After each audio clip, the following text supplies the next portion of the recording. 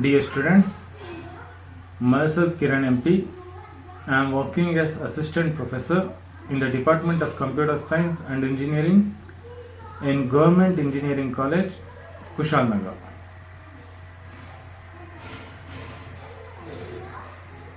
In today's session, let we have a discussion about functions.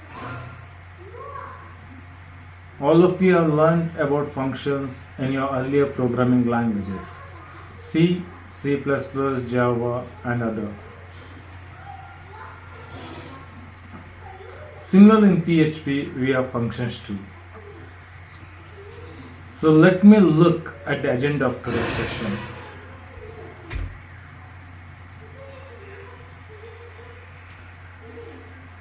First, I am gonna give you introduction to function.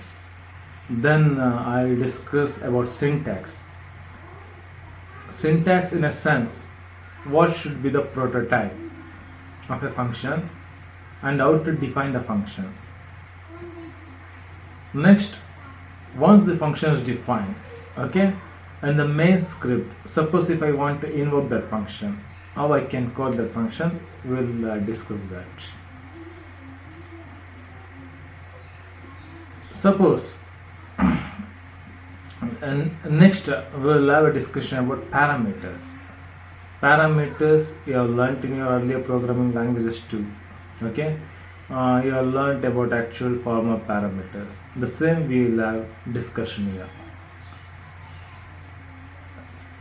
And in function definition, suppose the function access parameters. Okay. So how I can, what are methods of passing values or arguments to that parameters, we will have a discussion to that. There are two methods, pass parameters by value, pass parameters by reference. Next we will compare what actually difference between passing parameters by value or by reference. At the last, we'll discuss about the scope of variables declared in main script with respect to functions, and then we'll wind up the session. Coming to introduction, what is function? A function is a set of instructions or set of statements that does some specific task. Function is defined to perform specific task. Let me say, I have written one function to find the factorial of a non-negative integer. If you pass any argument to that function, it returns only factorial of the input. It doesn't compute square root of the input, or it doesn't compute cube root of the input. Clear? Well, the function is defined to compute only one task, to perform only one task, that is computation of factorial. So now, there are two types of functions. The first is the user defined function and the next is the built-in function. In our earlier sessions, we often used the function named date. Hope you remember. The date is a built-in function. And the example for user-defined function is that just what I said, computing factorial of a non-negative integer. I can code myself, and that we call user-defined function. Now coming to syntax, here we'll see what should be, how the prototype of the function should be, how function need to be defined. I said in earlier session, PHP is a dynamically typed programming language, dynamically typed scripting language. It means in PHP we don't have explicit keywords like int, float, char, double string to specify data types of any variable. Clear? So in PHP we know if you want to declare any variable, we'll precede that variable with the variable name in dollar, and we can initialize value or not. So the prototype of the function says that we need to make use of keyword function that should be followed by the name of the function. Okay, and then the coding part should be within the block. As you can see in the slide, the keyword function follows the name of the function get nice time. Then the code, that is the return date function within the block. And next, what we need to note about, there is one more function, output footer menu. Clear? What actual difference between these two functions that is being displayed on the slide? In function get nice time, what it does, after performing computations, okay, it returns some output to the invoker. It returns some output to one who has invoked. Whereas in function output footer menu, it just performs some computation, but it doesn't return anything to the invoker. Clear? I mean to say, if a function is going to compute and at the last, if it is going to return some output to the invoker, it need to make use of keyword return. I think you're clear with this. Function syntax. Keyword function follows name of the function, then the coding part within the block. If a function needs to return some value to the invoker, it needs to make use of keyword return. So proceeding next. So let me see, the function is defined. In my main script, suppose after some time, I need to invoke the function. Okay, say I need to invoke the function get nice time. Clear?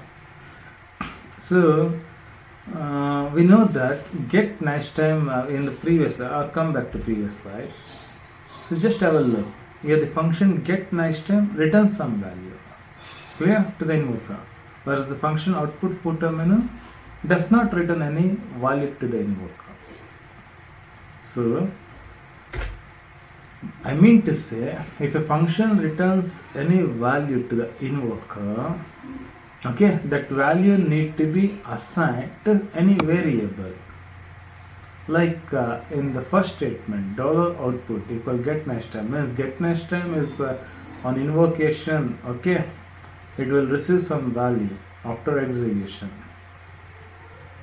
It returns some value. Get nice time after on invoking get nice time, okay, the control goes to get nice time function, get nice time function, execution finishes, final return values return. Got it? That value need to be copied to variable output. And rather than copying the return value to some other variable, we can also pass that as an argument to echo command. Suppose if the function does not return a value, we can just specify the function invocation, that's it. Okay, we need not have to copy it to any variable.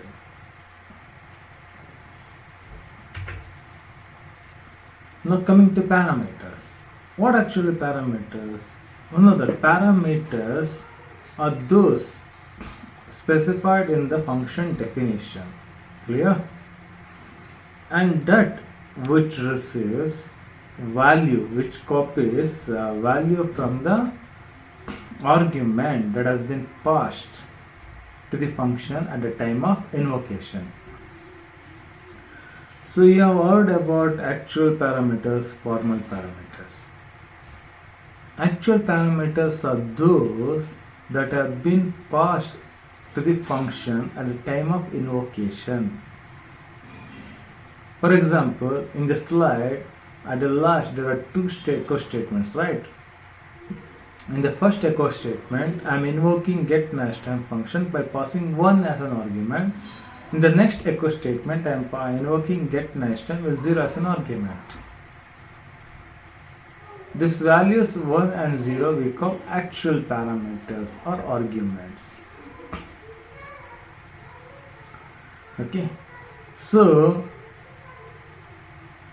when this function is invoked, okay, for the first time the argument value 1 is copied to variable show seconds.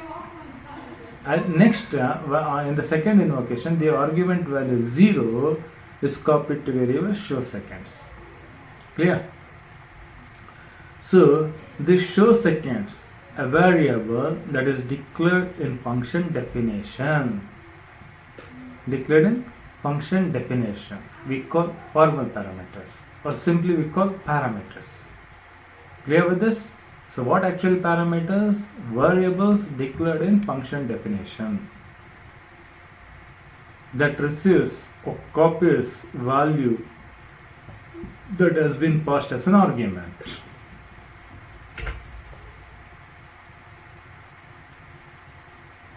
So next, okay. So in PHP we have one more feature that the parameters can have default value. For example, suppose look at a slide. Okay, in function get next time, there's one parameter show seconds, and I have initialized it to 1. This means if I invoke this function get next time without passing any argument, okay, then variable show seconds is going to take default value 1. Default value 1.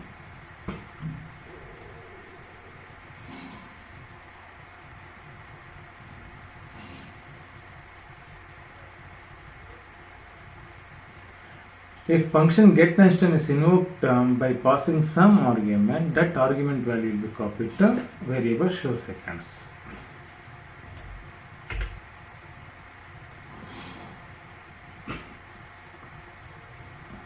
Now, there are two types of passing parameters, one by value and the other by reference. So what actual difference between this you have learned in C, C++, Java? Right. So, I mean, if an argument is passed by value, changes made to parameters, function parameters, does not affect arguments.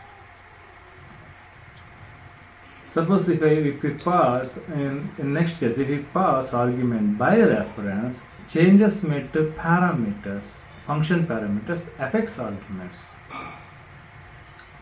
So you can see in the slide, okay, look at the first code fragment, okay, first code fragment. So in the first code fragment, I am passing value stored in variable initial by value. It's a pass by value, okay. So now changes made to parameter, that is A or G, within function definition does not affect this value initial, value stored in variable initial. Got it? So in case of look at the next code fragment. Here I am passing value stored in variable initial to function change parameter, but the function parameter and function change parameter receives the address. Got it? So now changes anything made to parameter A or G affects value stored in variable initial.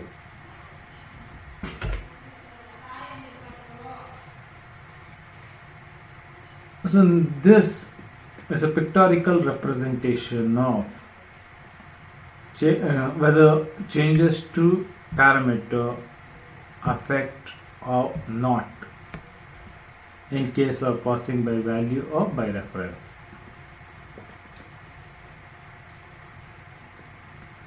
I said passing by value doesn't affect argument. Pass by reference affect argument.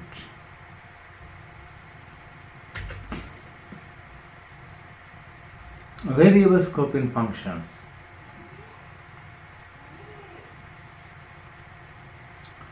So one thing you need to know, all variables defined within a function have function scope. I mean, if you declare any variable within function, they are not accessible outside the function. Okay. Similarly, any variables created outside of the function in the main script, okay, are unavailable within a function.